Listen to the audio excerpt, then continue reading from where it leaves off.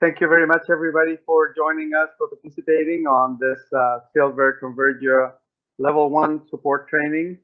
We have our trainer here from Silvair, Mieszko, who is going to be giving us this 4 sessions. One today, one tomorrow, another one on October the 7th, and the final one on October the 8th at the same time. Thank you, Mieszko, so much for this training. And so please start. Go ahead. It's all yours. Okay, I would like to thank you for joining the training session. And to confirm what you see, it should be start of the presentation, level 1 support training overview. Is that correct? That is correct. Okay. First of all, after the training, I will probably send all the presentations and materials to you directly, Daniel. I don't know if that's okay. Yeah, so you could share with participants later. Okay. During each session, I wouldn't like to have questions interrupting the presentation. Rather, gather them and start answering them on the next session. Okay, so, no problem with that. Yeah. The first module is probably the longest one. There is a lot of theory, but I will try to adjust the speed so that everyone could understand what is presented. Okay, thank you. So first part is explanation of the training itself, what you will be seeing in upcoming modules. So these training sessions are intended to provide a foundational knowledge of the system and tools required to support installations and utilizing the Silvair Bluetooth mesh. Quick blocks of theory followed by practical examples and exercises, case studies of installations, common problems, what causes them and how to avoid them. And of course, handouts for future reference, examples, checklists, references to Silvair documentation. And of course, all the documents presented in the training will be accessible only for direct partners which have access to our knowledge base on the customer portal.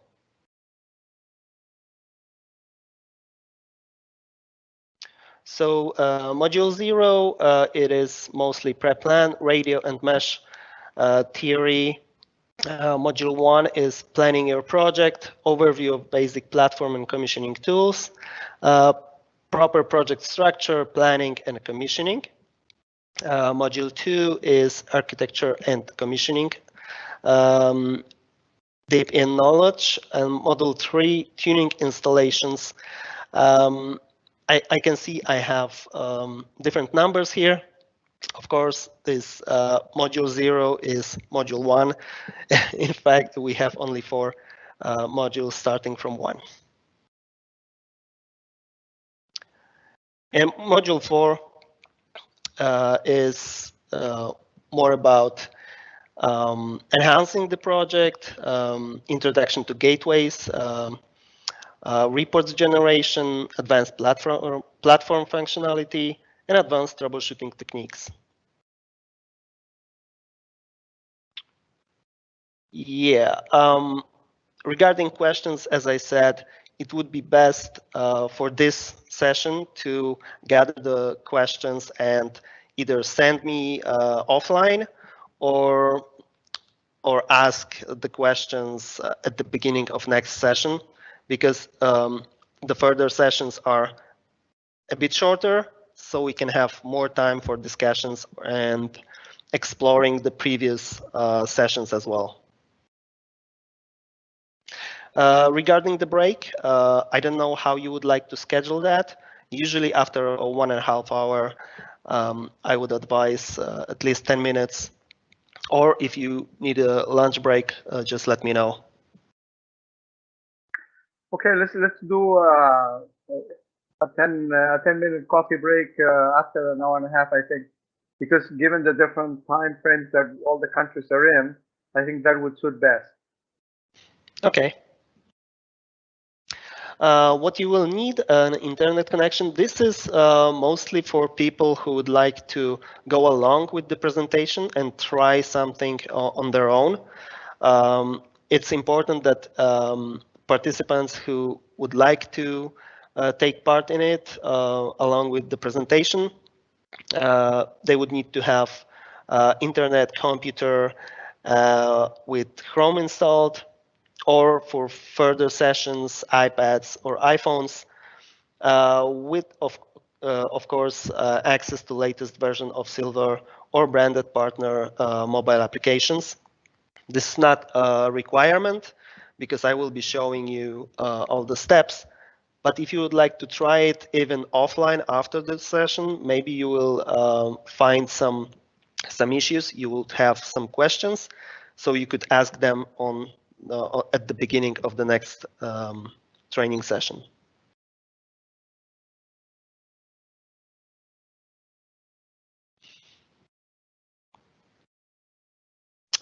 This is basic requirement.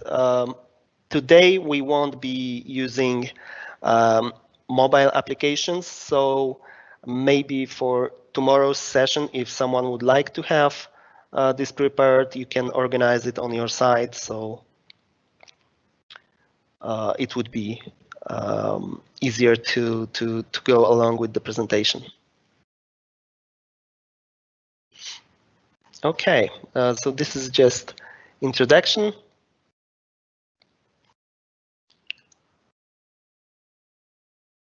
And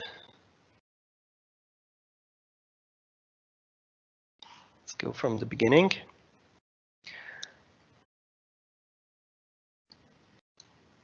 Just to confirm, do you see support training module 1 planning presentation?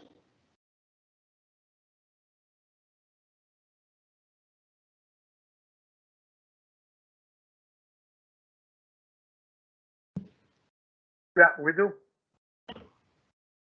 Okay, thank you.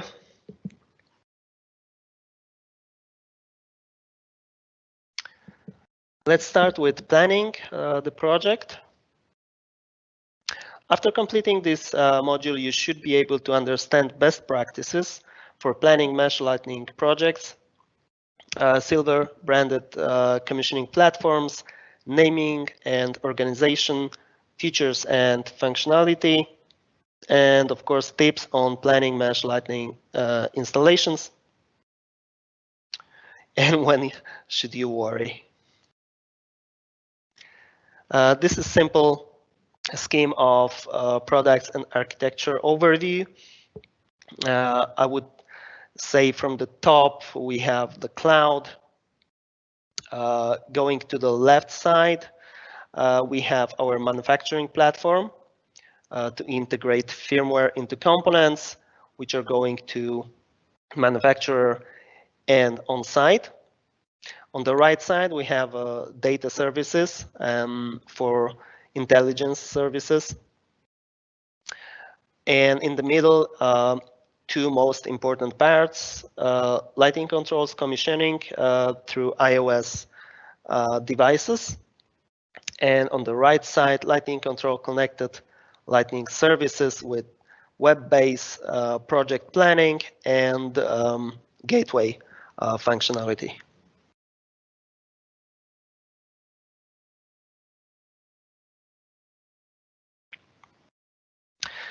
How to prepare for a proper installation.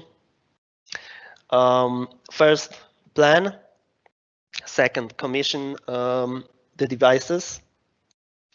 And during commissioning, when you test the health of the mesh network, if you see any troubles, you can tune and plan again any fix for current installation, or you can go for enhancing the project when you need to add some simple solutions and straight to the handoff of the whole installation.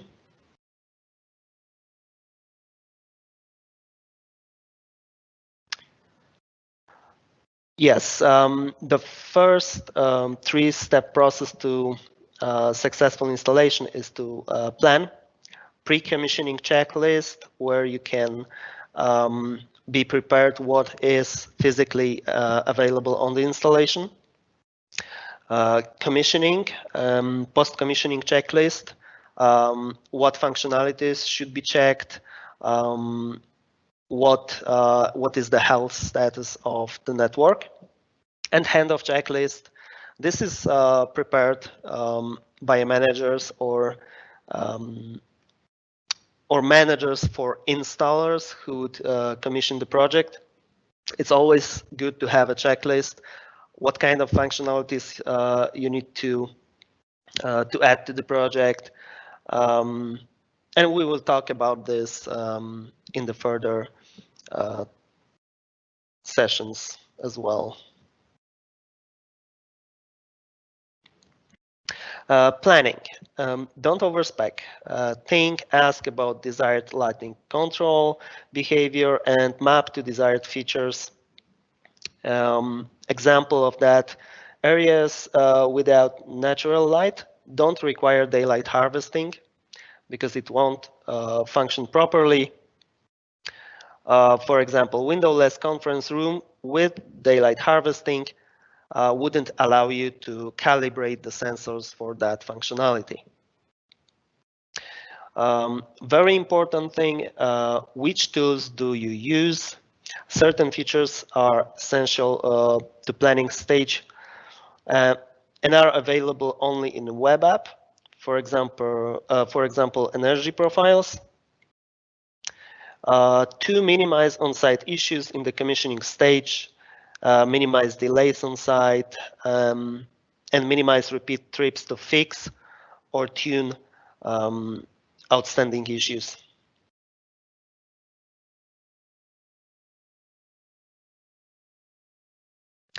Differences between mobile and web app. Mobile and web app interfaces look almost identical, but serve different purposes and offer different features.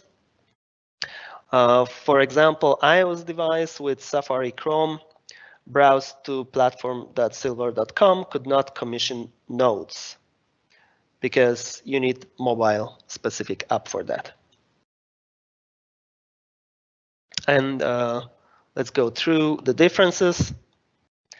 Web application versus mobile.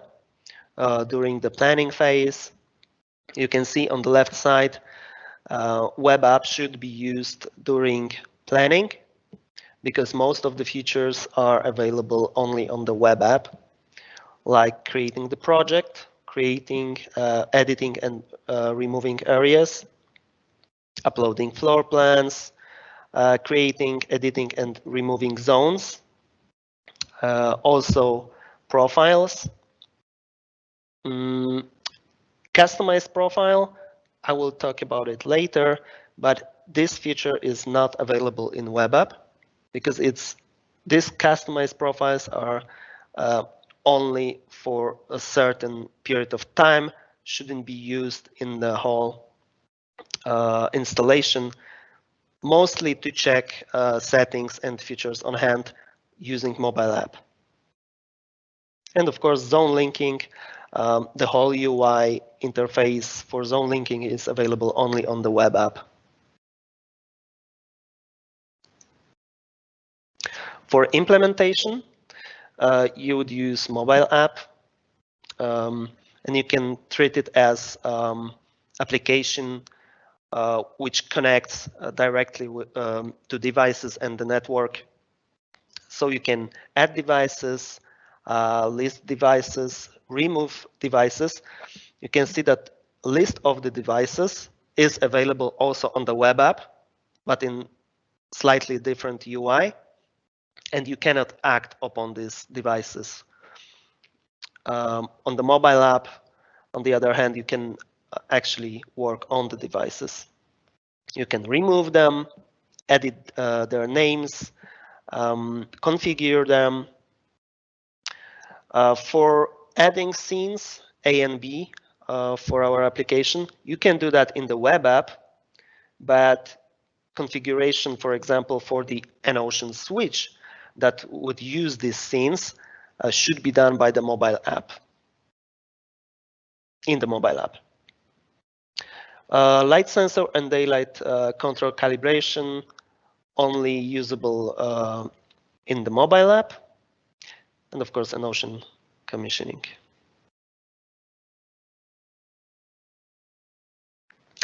Testing and diagnostics before the handoff or during the tuning of the network. So everything regarding this topic is available only on the mobile app. Test and control, sensor statuses, device diagnostics, network settings, and mesh quality tests, not yet available in the web app. And devices over-the-air update, also available only on the mobile app. And emergency lightning testing, also only in the mobile app. Connected services. The whole interface for connected services is only available in the web app. We will talk about it in the module number 4 when we will talk about connected services, gateway, and features related to that.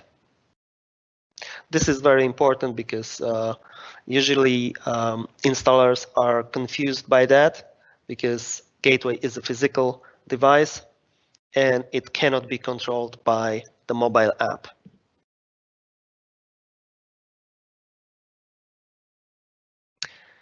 Accounts and other. You can manage sign-ups, sign-ins, passwords, and collaborators in the mobile app and the web app. But of course, interface is mostly usable in the web app. It's a lot easier to manage collaborators, for example, notifications, check the releases, release notes, documents, and of course, updating the whole project is only available in the web app.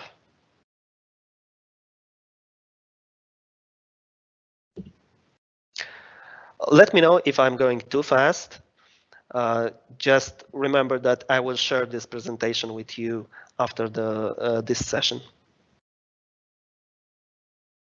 Project structure, it's a 3 structure, so project can contain multiple areas, and areas can contain multiple zones. What is important though? All devices in a single area can communicate with each other and act as relays. But these devices from one area cannot connect to devices from the second area. In the real life scenario, you would treat them as, for example, floors in the building.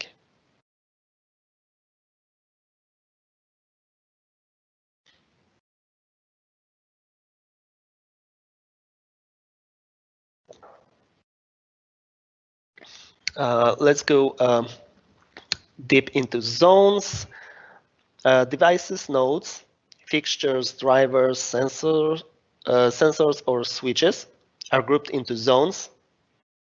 So the zone is a logical group of devices. Each zone can operate with a selected profile, light control behavior, and can represent, but doesn't have to be a physical space. Single room may contain one or more zones, and a single zone may span many rooms. It's all related to how many nodes you would like to put into the zone. And below you can see the signs notifications for each zone. So the empty zone is with the plus sign, zone with devices requiring configuration with exclamation mark, and zone with devices OK. So fully working zones are with the check mark.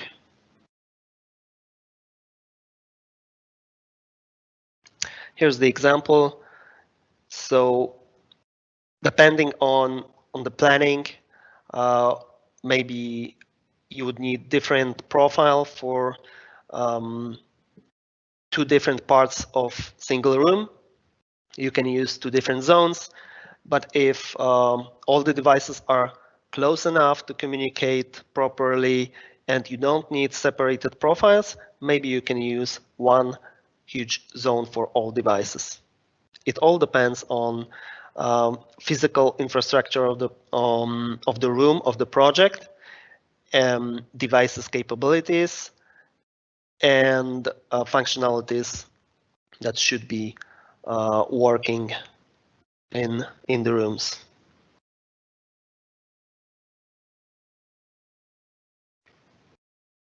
This is very important to encourage installers, planners to split up larger installations into many zones, even if they are in one physical location. Because it's difficult to track down problematic nodes, and zones. Less granularity in monitoring modes, technical limitations to size, which depends on the firmware version, replay protection list. This will be explained in tomorrow's session. Of course, if you go through this presentation offline after the training, you can reach our knowledge base to get more information, more details on each of the topics. It's very important also to reuse profiles between zones if possible. Rolling out changes is quicker. If there are no need for different profiles because devices in multiple rooms should behave the same, there is no need to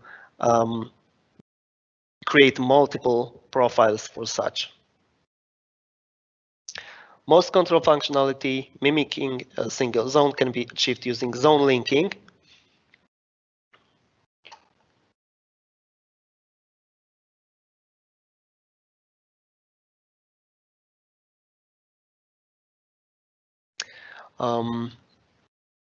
Going to areas, a logical grouping of zones is an area. An area can represent a floor or a particular subsection of larger project. Is a group of zones that operate in one subnet, logically separates traffic of messages between nodes. So it's really good to use areas for example, for floors or separated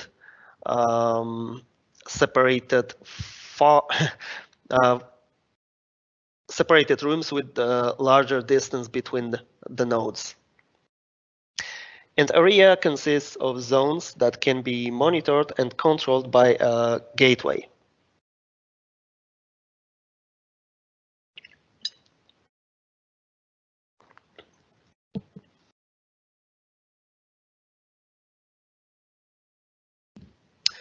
Traffic is only routed within an area, as I mentioned before.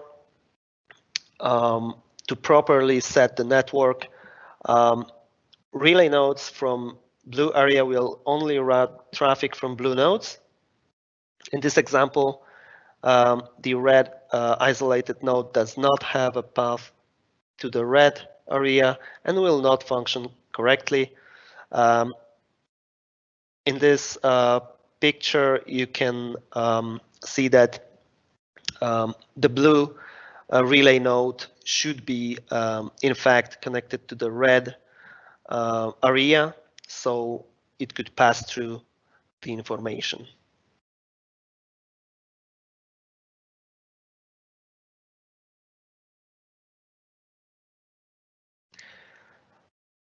Profiles. Centrally managed lighting control behavior. Many predefined profiles exist. For example, corridor, conference room, etc. Custom profiles, numbered and non-numbered. This is very difficult to understand sometimes, but such profiles, modifying profiles on mobile app creates these custom profiles, non-numbered. This cannot be reused between zones. So usually we use such profiles created in the mobile app just to test settings or functionalities beforehand before we go for the full commissioning. Each zone must have an assigned profile, can have up to 2 configurable scenes triggered via switch, A and B. Reuse profiles throughout the project if possible. Easy to propagate changes throughout zones. As I mentioned before, it's good to use same profile in multiple rooms which have the same functionality.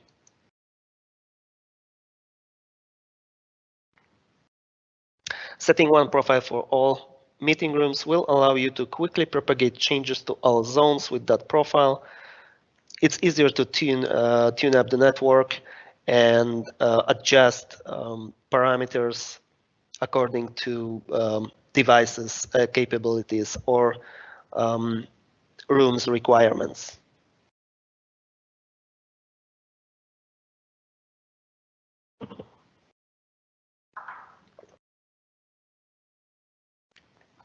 Another example where we have 4 rooms with one profile with daylight harvesting, and in this example supply closet, which is with different profile as it does not require daylight harvesting.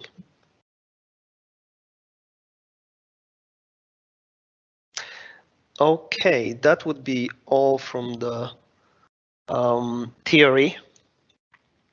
Let's go into more into action. Scenarios. Scenario defines the lighting control type. We have multiple predefined scenarios. I won't go over all of them in detail because it's explained in our Silvair commissioning user manual. It's just good to know that you don't need to create different scenarios. It's better to check if result which is expected can be covered by built-in predefined scenarios. And of course, each profile must have one scenario in it.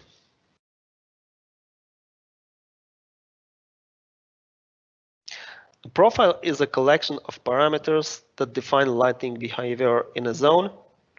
Available parameters are default light levels, low, high, and trim of lighting, power up behavior, and control phases. So how the device is acting on phases like occupied, prolonged, and vacant. Light level, timeout, fade time for each phase. Everything is very detailedly explained in detail inside the web app and the mobile app.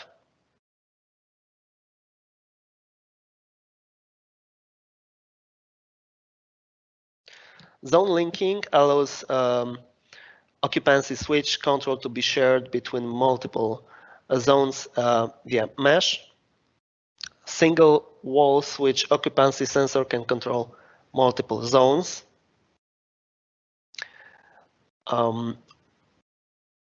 Unidirectional linking sensor switch in zone A can trigger the lights in zone B, C, and D. And bidirectional sensor switch in zone A triggers lights in zone B, C, D. I will show that in tomorrow's live view presentation when we act upon commissioning. Zone linking between areas is not possible. All zones must be in the same area. This is very important, especially when planning which switch should control which zone.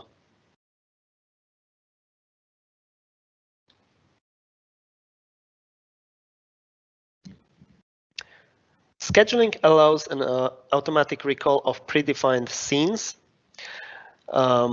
This will be explained in details on the last session when we will talk about gateway.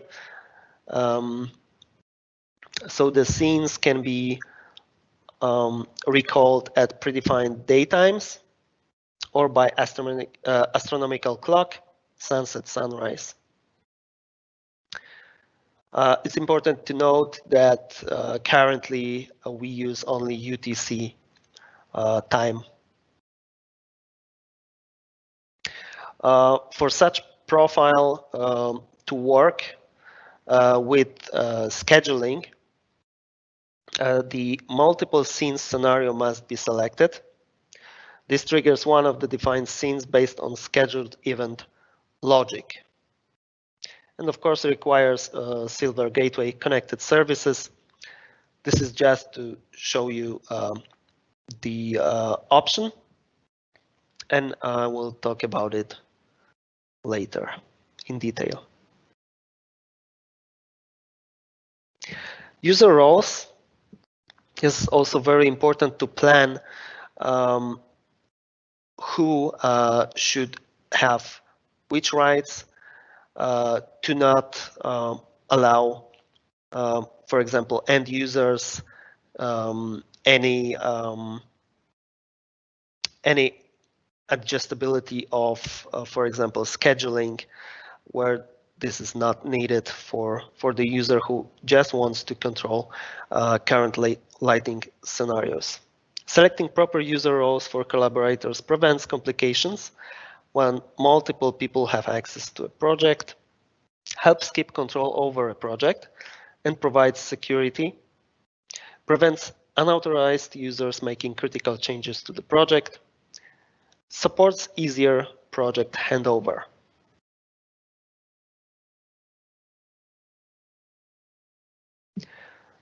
Roles overview.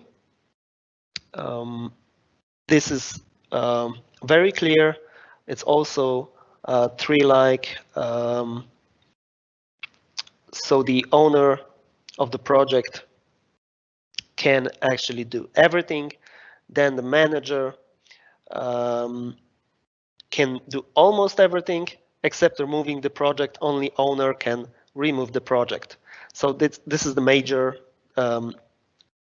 difference between owner and the manager. Owner can remove the project. It's important to note here that whenever there is some misuse and someone would like to delete the project and you would like to do it with the help of our support, the owner always needs to confirm that such project can be deleted, because sometimes the projects are broken so much that they need to be deleted from the database, and only owner can either request or confirm that such project should be deleted.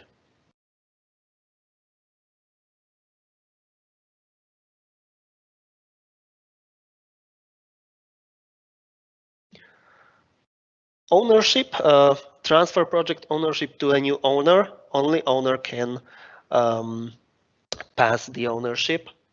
Managing collaborators, accessing the collaborators view, inviting users in selected role, remove users from the project, and change user roles. Managing project and commissioning. This allows you to create, edit, and remove project, areas, floor plans, and zones. Define profiles, set up zone linking, set up scheduling events, and update project versions. Add, remove, and configure devices. Calibrate light sensor or set up scenes. Set up N-ocean switches. Adjust network setting. Check device diagnostic, and update device firmware. This is all related to managing project and commissioning. Control over the project gives you right to navigate through the project, areas and zone on the floor plan, trigger on-off scenes, and adjust light level in the selected zone.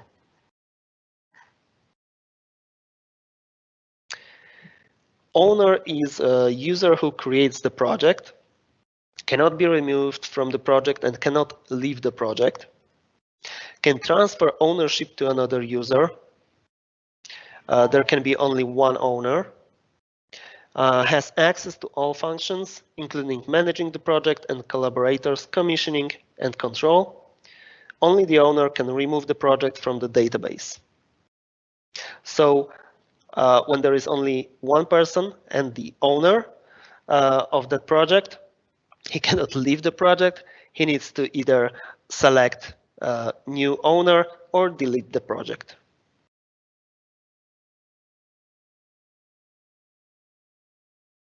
Manager can be invited and removed by the owner or any other manager. Multiple managers can exist in a project. Manager can manage the project except for removing it, can remove himself from the project, and can manage collaborators except transferring the ownership, which was explained before, and of course can control devices. Installer can be invited and removed by the owner or a manager. There can be many installers. He can manage the project except removing it and carry out commissioning. It's a standard commissioning role. Can control all the devices in the project, cannot see or manage collaborators, and of course can leave the project. This is very important to plan this ahead. And for example, don't put responsibility for managing collaborators on the installer. Rather, it should be a manager because installer doesn't have this capability. And of course, end user can be invited and removed by the owner or a manager. There can be many end users. They can control all devices in the project, but cannot manage the project or change device settings. Cannot see or manage collaborators as well. And of course, can leave the project. So the end user is mostly used for maintaining the let's say facility, a building, controlling the lights in the day-to-day basis when needed.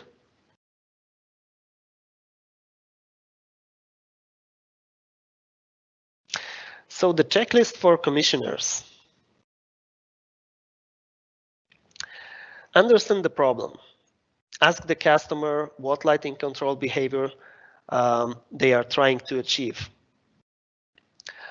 Sometimes people would like to have daylight harvesting, but they only have one sensor, which is far away from the window, where it won't be as effective as in the proper placement.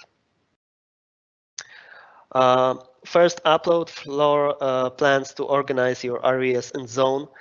It's very useful to have exact position of the luminaires, windows, thick walls, or any equipment that can interfere with lighting behaviors. Create areas and zones ahead of time in the web application, even before going to the facility. Create and assign profiles to zones, thinking of the required effects in the rooms. Select correct profiles for zones. Understand the available scenarios and when to use them. Think about environment in the room. What type of room is it? Does it have a window? What sort of behavior is expected? And properly configure the parameters. This should be done with close discussion with the manufacturer of the devices. For example, especially in sensors, it's very important to read the device spreadsheet and act accordingly, even on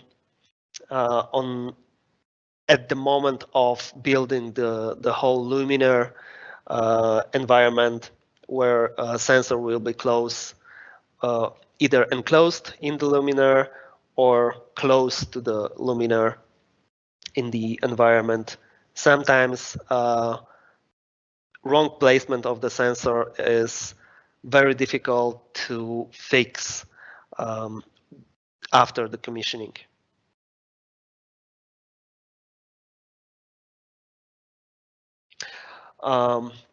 Further on, give the descriptive names to areas, zones, and configurations.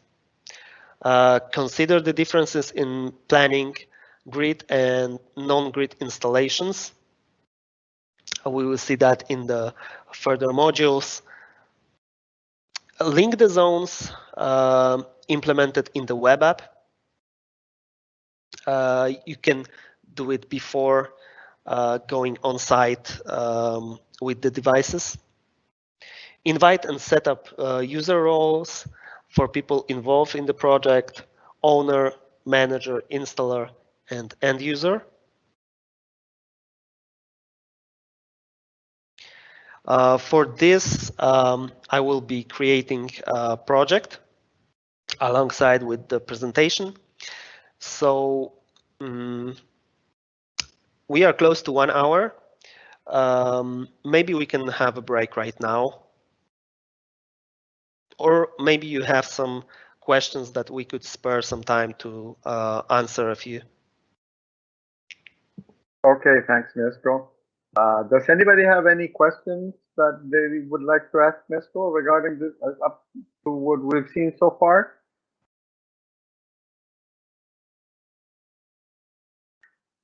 Okay, it doesn't seem so. It is 3 minutes to the hour, so why don't we take a few minutes and come back 5 minutes after the hour? Take a break so everybody can stretch a bit, and let's be back at 5 minutes after the hour. Of course, we're gonna be here. We're not gonna sign off or anything else. Let's just stay, but stretch and all that. And let's be back 5 minutes after the hour then. Thank you. Okay, thank you.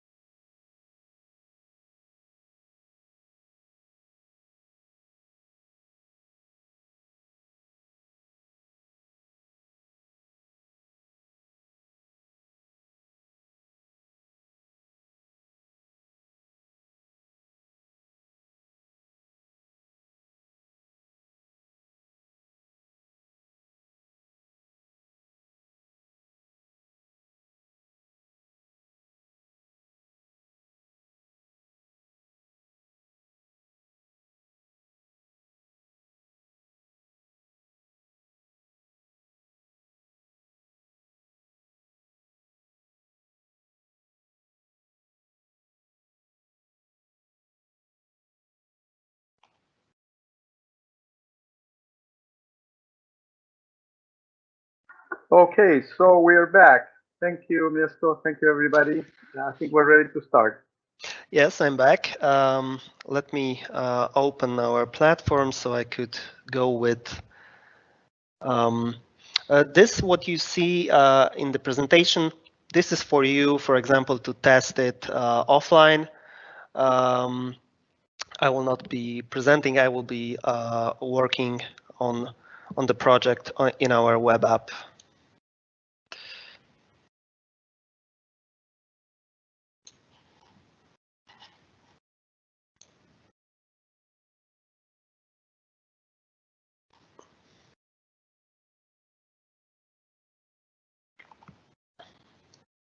Do you see the platform view? Yep, we do. Okay.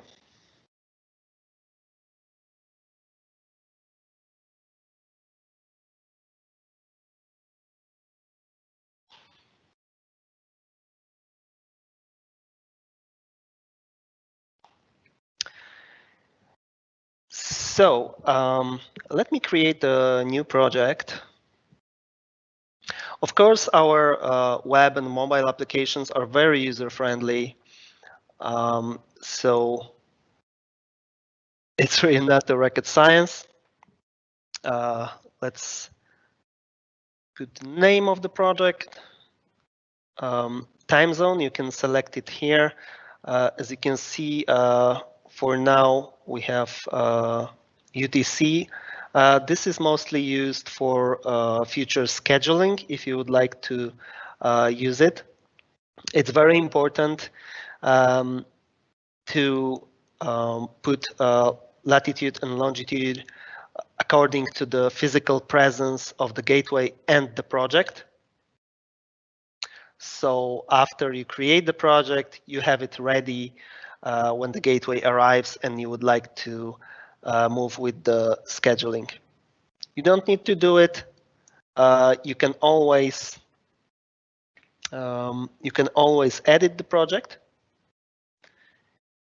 in here, and you can add latitude later, for example.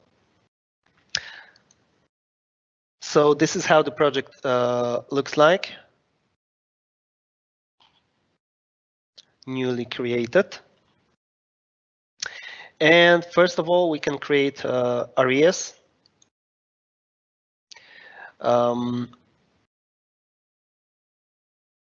Area.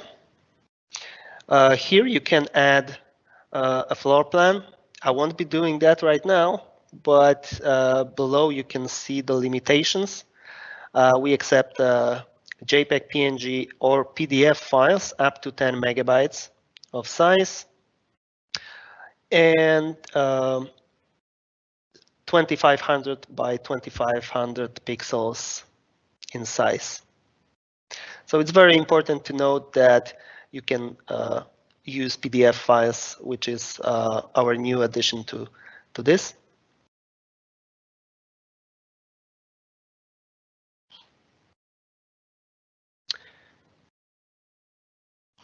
When we have the area, we can create a zone.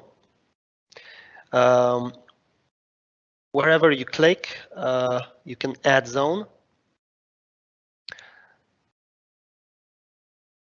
You can select profile right now.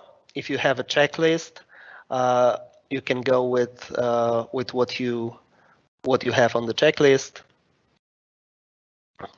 You can see the pop-up with information, which profile, what kind of capabilities are existing in the profiles. So it's very useful.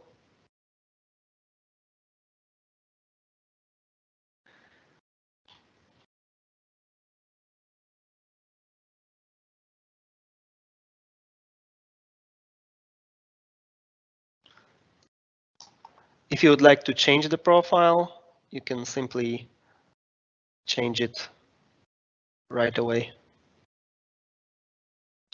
You can also switch for the names of the zones. Very useful to know where to put zones according to names, and you can also move the zone in the area freely.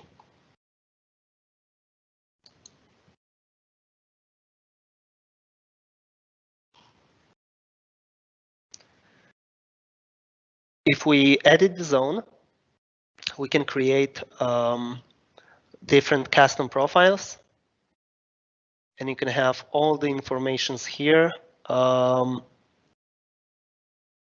Each of them is very is explained with details, so you don't need to use manual all the time or documentation when you try to test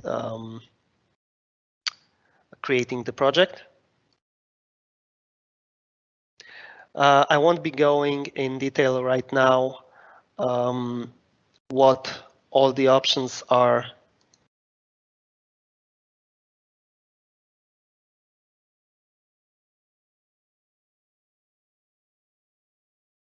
This is the most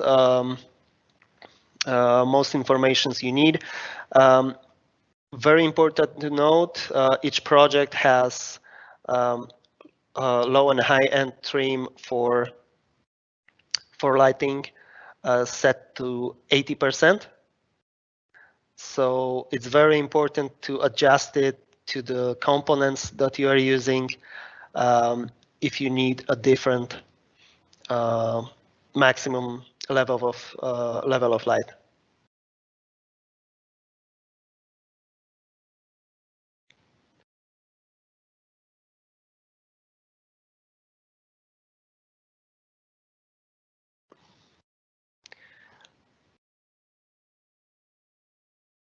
Okay, if we go back, we can create another zone.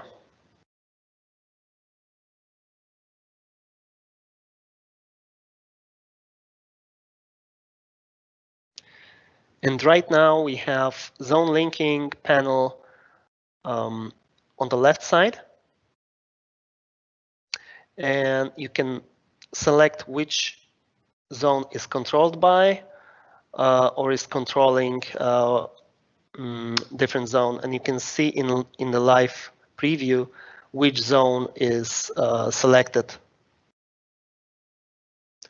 So if I select zone 2, I can set it to control manually the second zone. And it will pop up here for your information. If you have multiple zones, it's very easy because it's highlighting the zone that is controlled manually from current zone.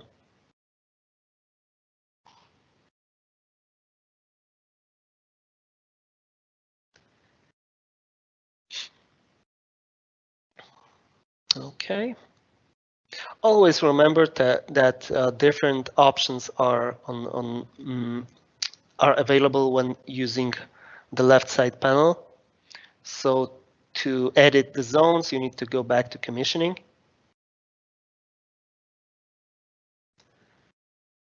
If you right click on the zone, you can see the details, zone linking details. You can edit the zone. You can duplicate, which is very useful if you have multiple rooms that you know that you will need the same profile. You don't need to set it and duplicate it manually. You can just click it to duplicate. And of course, here you can remove the zone. Try to not do this with devices inside.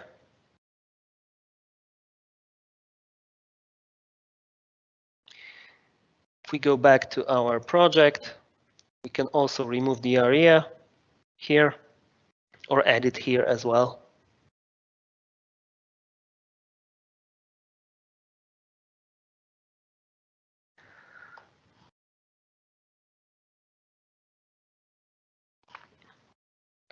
And as I'm the owner of the project, I can also remove the project.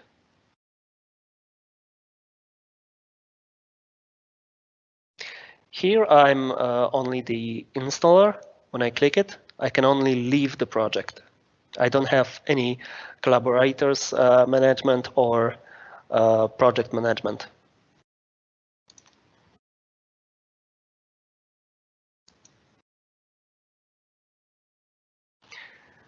Adding collaborators is very easy. You can see all the details. If you are the owner, you can see the collaborators. And you can add first collaborator using the plus on the bottom right corner. You will need email address, and you can separate, you can add multiple collaborators by separating emails with a comma. And of course, if you add multiple collaborators, they will be using the role that you assign in here. So it's very easy to make a mistake and add multiple people, but then they have only this role. You can adjust it later.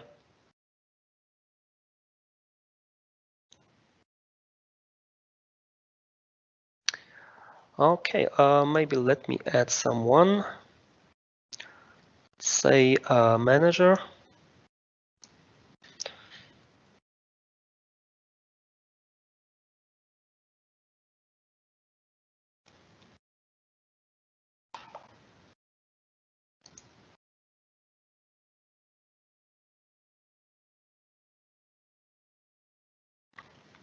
So now I can act upon it because I'm the owner. So I can revoke the access or change the role. For example, from the manager to installer if I've made a mistake. Even though the access is not yet accepted on the collaborator side, the changes will apply. And of course, I can revoke the access, removing the user.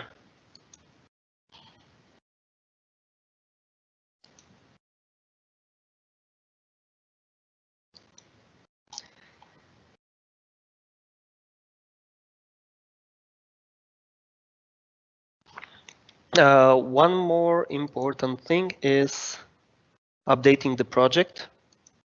I should have one which is older. Let's see if I can update this one. Here you see the notification, what is coming to the project. You can click for more details. And the notification here says update may require reconfiguring some of the devices on site. It depends on the new new options that are added.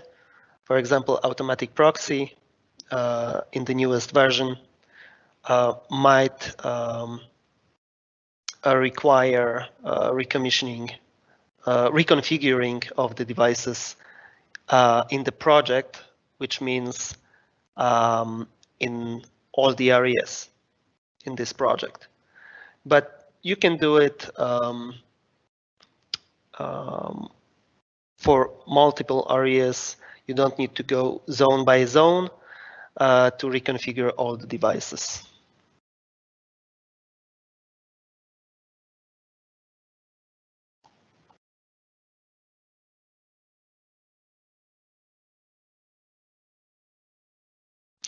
So this would be all regarding web view of the projects. I will now commission some devices, show you how it looks. Here you can see that there is a gateway added to the project.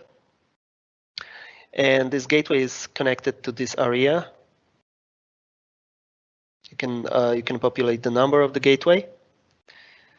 But even though the gateway is controlling only this area, if you go to the other area in this project, you will have the features already enabled regarding scheduling, occupancy, energy use,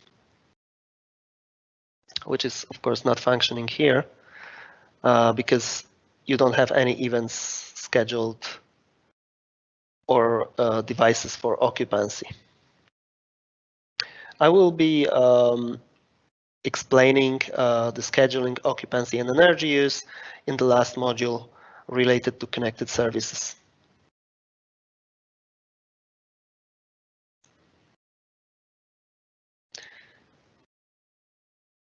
Okay.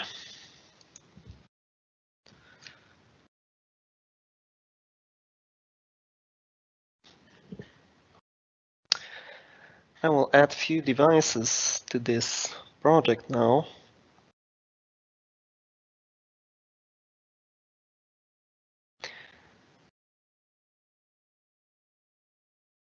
You will see already the changes now. I'm using the mobile app.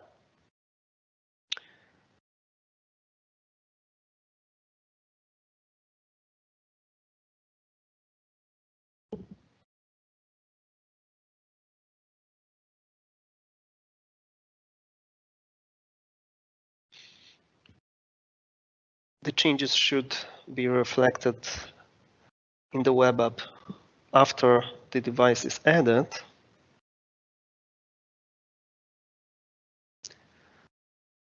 Okay, let's refresh the page.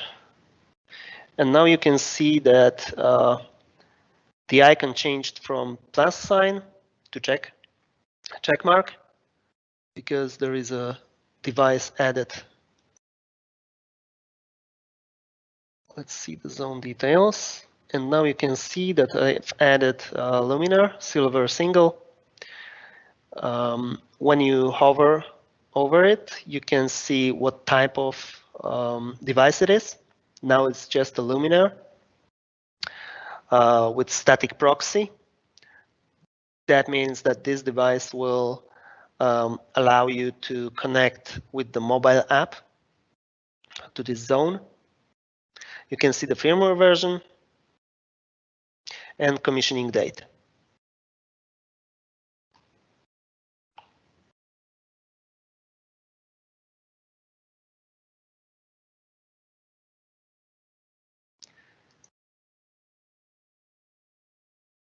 Okay, do you have any questions so far?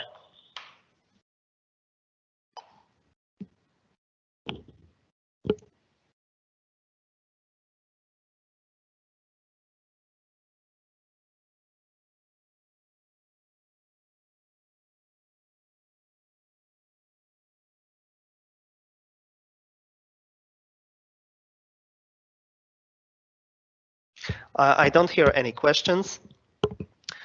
So for this module, that would be all regarding planning. I will be sending the whole presentation after this training.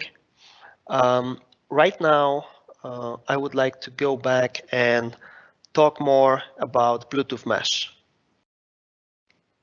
in general. Okay, thanks, Nesko. I think that's going to be very important because not all of us do have a deep knowledge of how Bluetooth mesh works.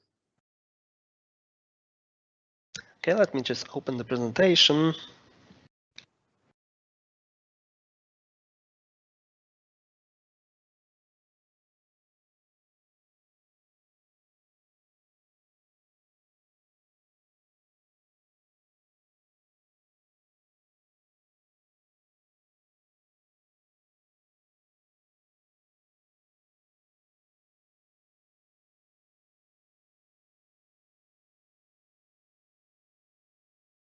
Okay, you should see radio basics on the screen.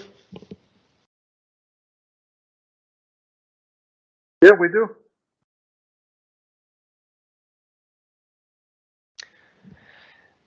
So quick objectives and overview. After completing this module, you should be able to understand what can cause common wireless communication issues, and all regarding radio basics, radio waves, antennas, common radio problems, installations, and tips and tricks.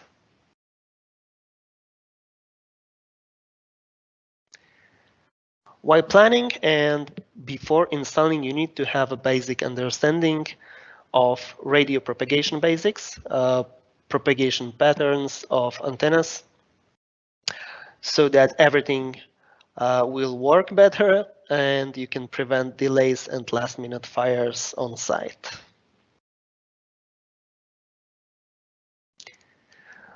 Wireless systems send and receive information by using radio frequency RF waves. These systems are extremely convenient, but be aware of the limitations. A transmitting antenna TX generates a signal which travels along a propagation path through or bouncing off obstacles to a receiving antenna RX. Two different types propagation types propagation paths exist in mesh installations. One is your phone mobile device to the component, or component to component. More on this later.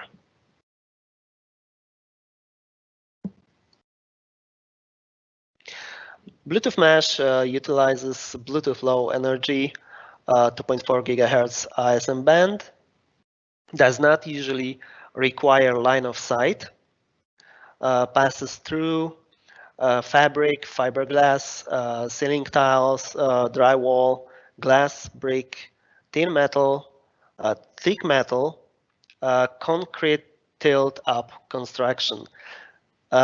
This is tricky because you need to actually know and test whenever you have really, really thick concrete walls. Radio strength decreases with approx with distance 2. So 2 times further the distance, 4 times weaker the signal. Rated range in product datasheets is always in ideal open air conditions. So it's very important to not focus on the maximums of the distance, especially when for example, devices or even your mobile device with the component in the ceiling. If the ceiling is very thick, maybe component is above the luminaire, which has a really thick construction, and maybe it may cause some instances of weaker signal, even though the distance is according to data sheets on the far end of the spectrum.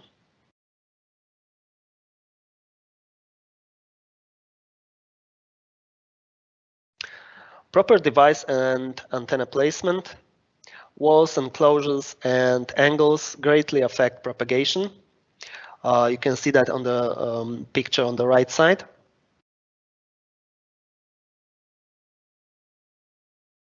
So the distance through the wall to the receiver number 2 will be greater than cross through the wall for the receiver 1. Distance traveled by signal for receiver 2 is greater than distance for receiver 1. Changing environment affects transmission. Heavy foliage present in outdoor installations can deteriorate a system already at the range limit. Case study is considering timing for the seasons.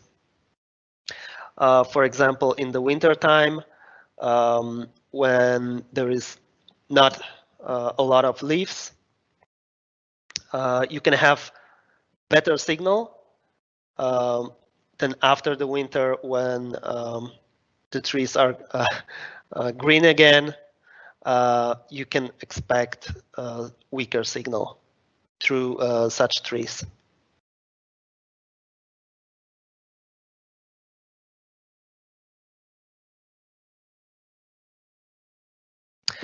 Antenna propagation device and antenna placement greatly affects effective range. Many components feature antennas that are directionally sensitive. Ensure that antenna propagation covers additional radio nodes. This is very important when you are planning the project and the type of devices you would like to use and the placement of the devices. Antenna placement varies by manufacturer and product. Check datasheets and test products in a similar environment before the installation.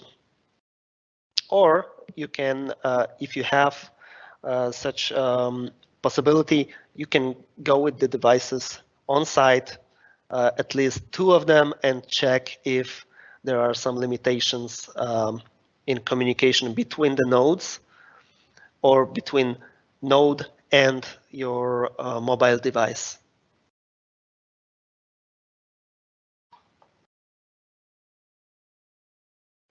Antennas are sensitive to mounting and surroundings. On-chip antenna modules must be mounted to expose antenna to open air.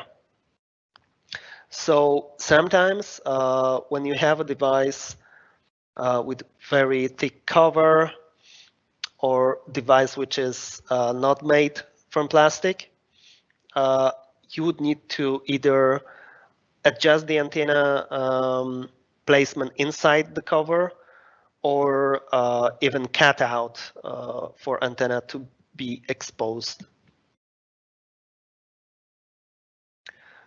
Externally mounted antennas must be brought out of metal fixture, driver enclosures.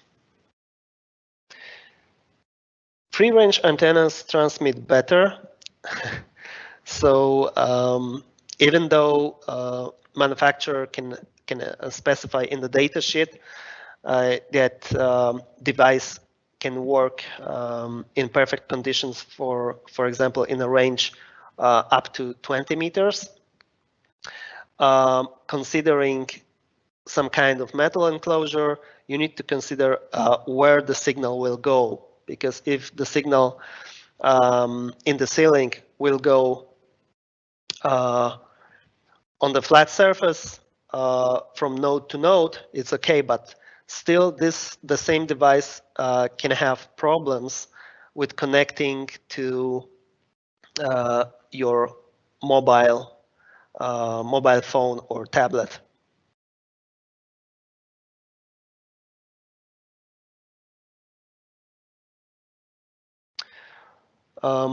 You cannot connect to a node directly above you. This is a very common example. The fixture is blocking the radio signal. Some materials block radio signals more than others. We always advise to try before installation. Never go to the unknown, only basing your expectations on the datasheets.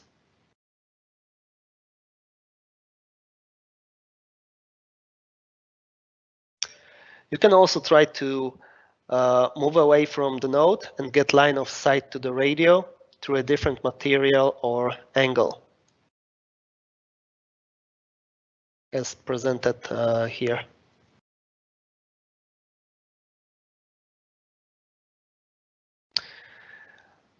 Sometimes you can only connect to a node when you are very close.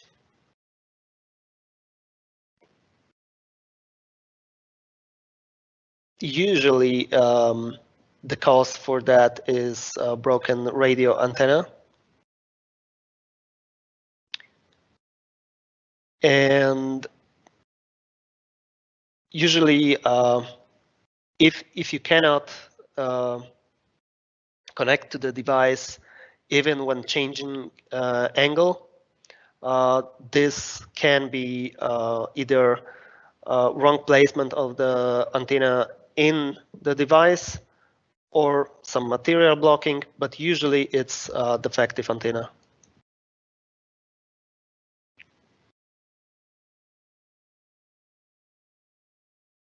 So here are some examples. Even in devices straight from the facility, you can have some units with not broken antennas, but maybe attached to some materials inside the enclosure, or maybe weak soldering of the or the attachment of the antenna.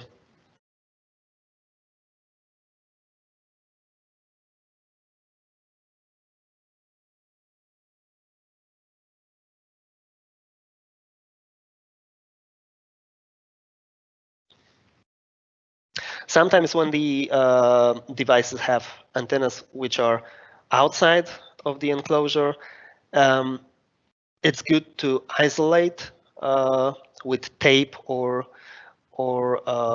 some kind of rubber material to not allow antenna to touch any ceiling surfaces or luminaire.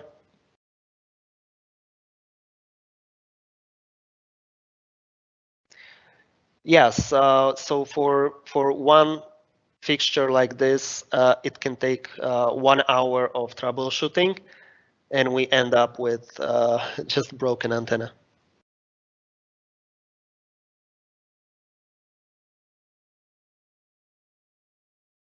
Always ask for architectural drawings, floor plans of the site setup when planning.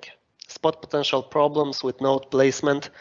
It's very important to know the height of the ceiling of the rooms and the materials used in the ceiling, or how the fixtures are built. Be aware of the coverage pattern of the antennas in components you use. Maintain a safety margin on the maximum distance between nodes. Don't go beyond 80% rated range. So for example, for data sheets with selected range, presented range 15 meters, you wouldn't want to spread the nodes at the maximum 15 meters. Minimize blockages and maintain line of sight between nodes if possible. It's always good, especially if you would like to zone link the zones and you have fixtures, 2 zones separated by concrete wall, and you try to use zone linking. It might not work. You always need to be aware of the surroundings when you plan the project.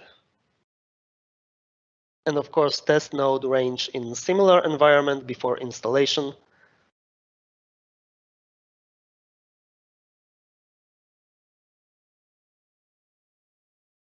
Okay, when should you worry when planning? Large distances between nodes, close to rated range from the datasheet. No line of sight, lots of thick metal, concrete walls, or radio absorbing materials in between nodes. You can put in additional nodes to decrease maximum node to node distance. Even some simple repeaters that will just forward the messages between the nodes. Plan node placement to ensure minimal blockage.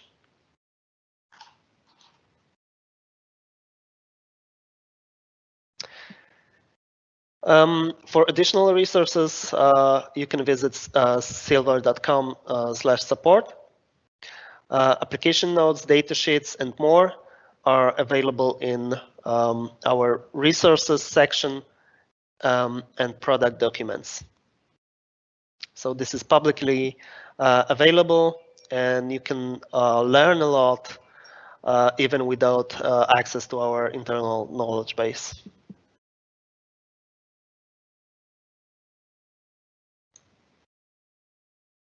Okay, how is it going so far? So far, so good. So we've covered project planning, basic creation of the project, and radio limitations. Now I will go to Bluetooth Mesh basics. Okay, great.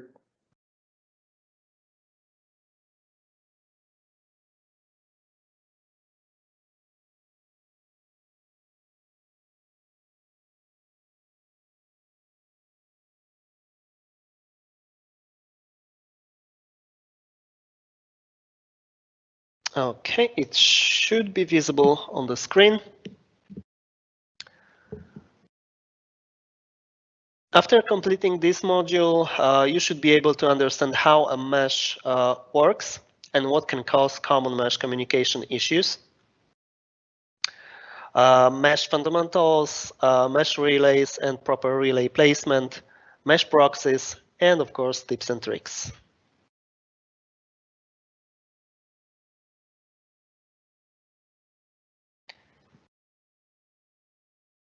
Traditional broadcast, Wi-Fi, FM radio, and TV radio systems. One base station to many nodes. Base station must be within range of all nodes, and many base stations are needed to cover large area. This is the example of such. In Bluetooth Mesh, no base station or central transmitter is required. Nodes cooperate with one another to efficiently route data. Certain nodes act as relays and can push messages for other nodes. Each node has to be within range of at least one relay.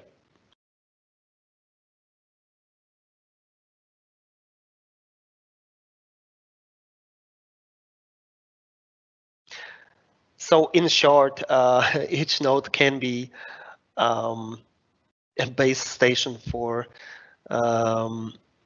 populating messages between other nodes.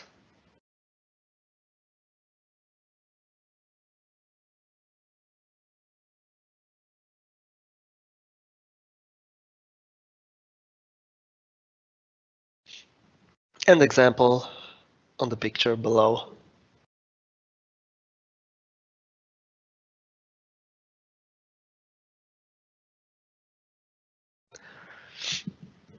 A Bluetooth Mesh implementation basics, relays. Relay receives weak signals, mesh packets, and retransmits them to other nodes. Here we have analogy to Hot Wheels racetrack.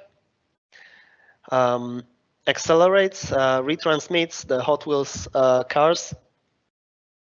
Here, mesh packets down the track, which is mesh network in our case.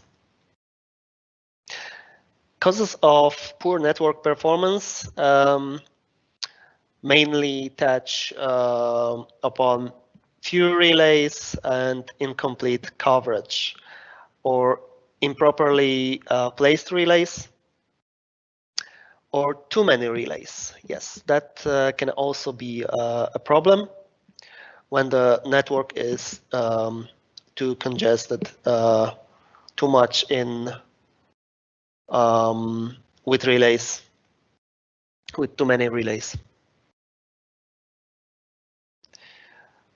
You can use mesh quality test. I will talk about it on tomorrow's session to help you to determine if your network is configured correctly, because you can use mesh quality test to check if messages are coming throughout the network, and if the network congestion is too high, you will see it in the mobile app.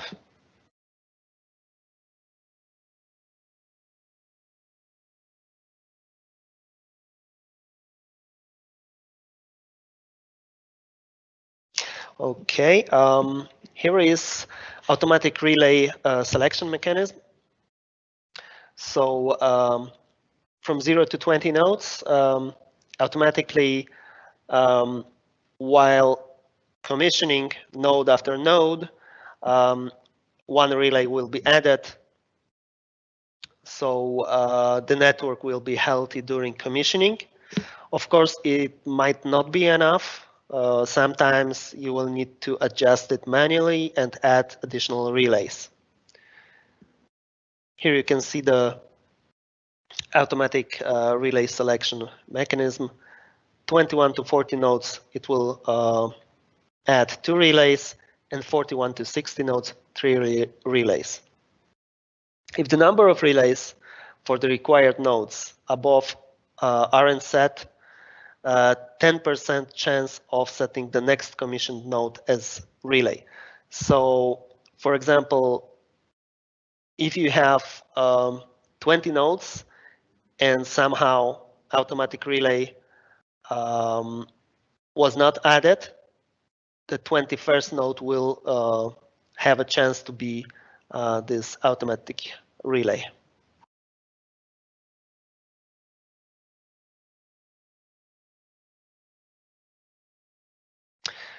Here is a simple relay placement example. So there is a distance between nodes approximately 10 meters, radio range 35 meters. The automatic mechanism turned on one relay. Relays on the edge are not within radio range of at least, sorry, it should be devices. Devices on the edge are not within radio range of at least one relay. If you go with commissioning of line of nodes, one after another, the automatic relay might not compensate enough and set it correctly. Lighting control in the system will not function correctly due to incomplete network. So the cars lose speed and stop. Exactly. And here we have a proper relay placement where the coverage from relays to nodes is correct. So this is regarding tuning the network after commissioning. You will see that you have relays in the places where there is no way that the radio range of the relay will communicate with all the required nodes around. So the commissioner cannot rely on the automatic relay selection mechanism. This is only for the commissioning phase to somehow help you to be able to commission all the devices, but still the radio range in the overall, let's say, zone maybe not sufficient.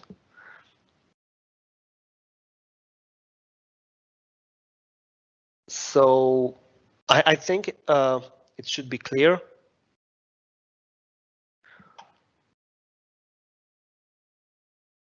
I will talk about relays, of course, tomorrow in the commissioning training session.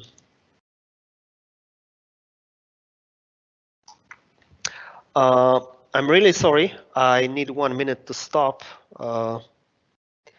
I will be back in a minute.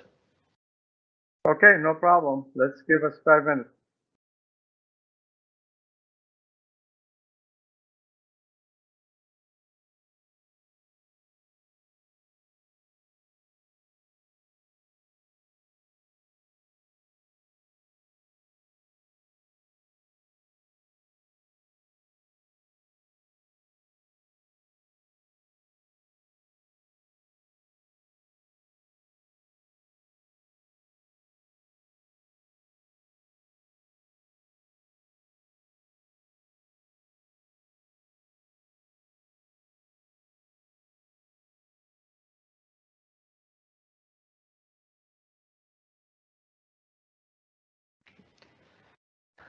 I'm sorry for the interruption, but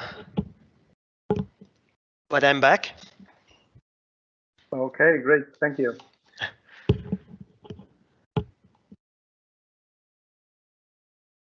Okay, let's go back to the presentation. Proxies. Bluetooth Mesh proxy. You can see the analogy on the ramp onto a highway mesh network. Picture on the right. Proxy enabling this feature on a node allows a mobile device with a Silvair app to connect to the mesh network through this node. So it doesn't have any additional functions, just allows you to commission the nodes in the network. It's really easy to confuse relay and proxy, but the functions are very distinguished.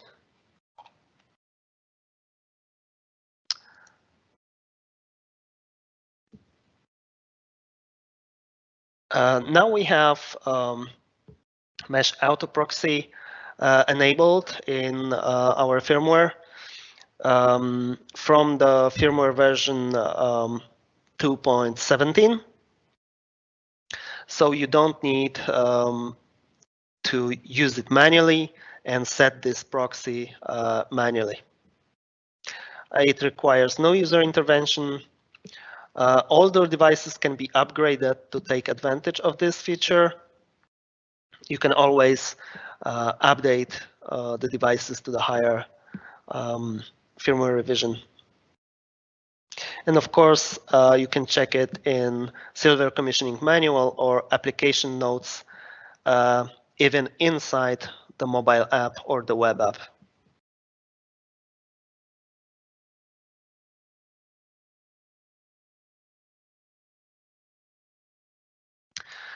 Static proxies are available for devices below firmware 2.17. Requires user intervention to turn on and should be configured manually after commissioning. In the large installations, if you commission a lot of nodes,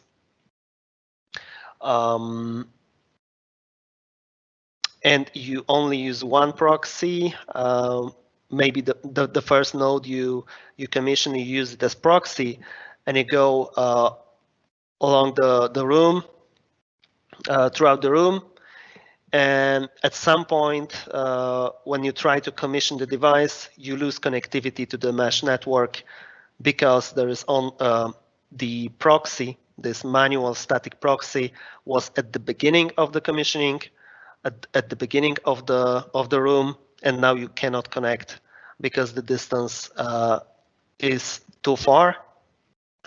Solution for that is either create a separate zone and start from that point, or add proxy when you would need to go back a node or two nodes and set such node as proxy, so you could commission devices further along the road inside the room.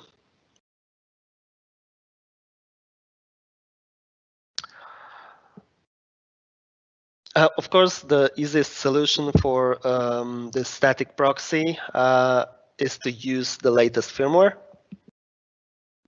Proxy selection algorithm enables a proxy on a newly commissioned node if no other proxy is in range. So, as I said before, if you start commissioning and you set the proxy, you commission the first device, this device becomes a proxy. Static proxies create network overhead and should be placed only where and in the number they are needed. So in practice, some tuning of the number of proxies is required after all the nodes have been commissioned if all devices have static proxies. So for example, you have 20 nodes to be commissioned. You add the first one, you go 15 meters adding devices, and every few nodes you put static proxy to be able to commission all the devices from this zone. After that, you only need few proxies to connect to the mesh network after the whole commissioning. And of course, you don't need proxies everywhere, just the places where you would like to connect to the mesh network to configure the lighting settings, because the information from node to node will be propagated through relays. So the proxy is just the single point for you to connect your mobile application to the network.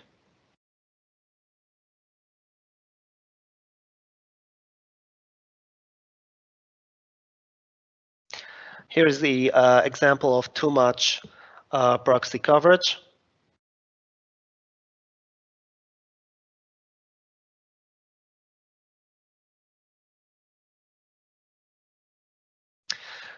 Think where a proxy placement would maximize coverage of the area and where users could want to access. For example, if you have a large zone and you have reception, and the only person that is using connectivity to the whole zone to set up lighting controls is on this one spot in reception, maybe there is only one proxy needed in this space reception.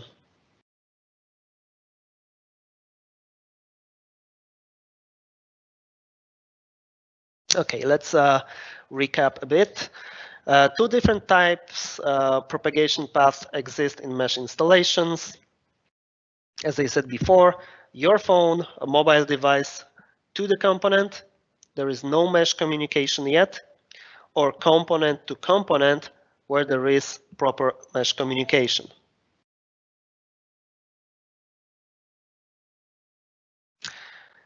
So here are some examples of good and bad communication between phone and components. This is very common when you are actually able to connect to the network with your mobile phone. It doesn't mean that the network is healthy and it's working properly. Common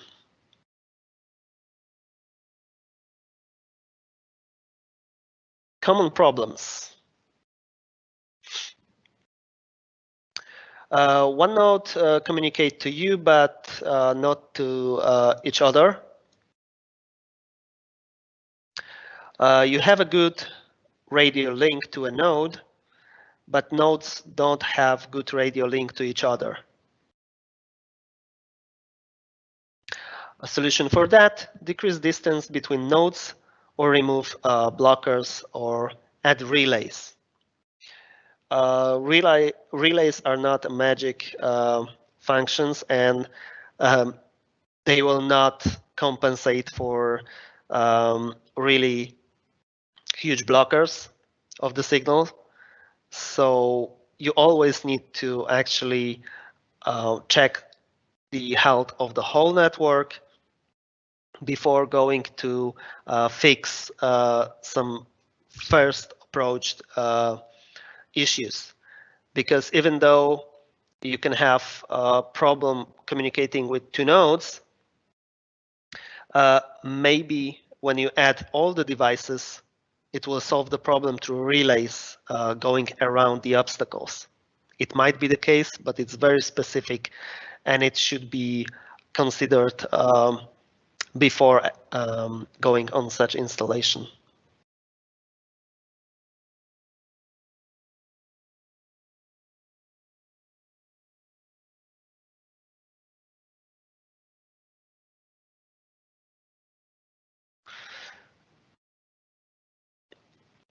Tips on mesh planning. I've mentioned before at the first presentation regarding non-grid and grid installations. Large distances between nodes close to rated range that will require many relays should be investigated and considered. Bluetooth mesh nodes have a non-grid layout similar to the picture below. You really need to know the exact placement of the nodes before starting the commissioning. And when there are orphan nodes that are existing far outside of the main cluster of nodes, we have some tips and tricks in our documentation, large installations recommendations. Of course, the easiest installations are always grid installations where you don't have too many orphan nodes, and all of them can actually work as a mesh network, not just one-way highway.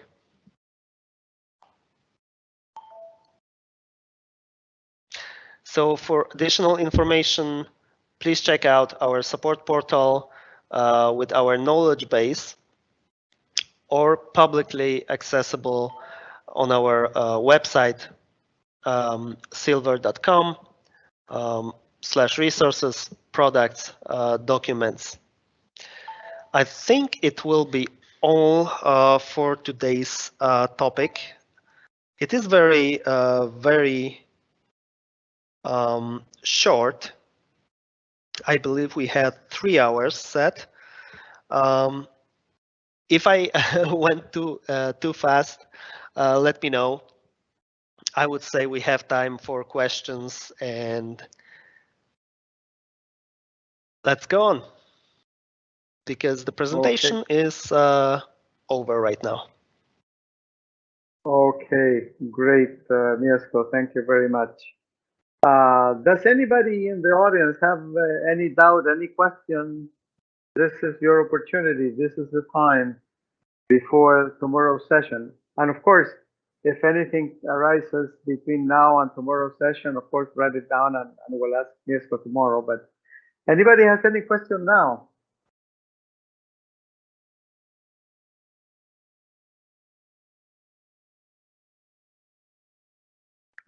It doesn't seem so. They are either too shy or you're very good, a very good presenter, so there are no doubts. I would hope for the second option. Okay, well, Mr. Thank you very much, and thanks everybody for this participation. And we'll wait for all of you tomorrow on the second part of this training. So, like I said, and Mr. said, if you guys have any doubts, questions, write them down, and we'll bring them up tomorrow and in tomorrow's session. These sessions are cumulative, so we'll be learning more and more as each session goes by. So Thank you very much to everybody. Have a very good day and do take care. And thank you, Mr. We'll see you tomorrow then. Thank you very much. Enjoy the rest of the day, whichever time zone you are. And see you tomorrow.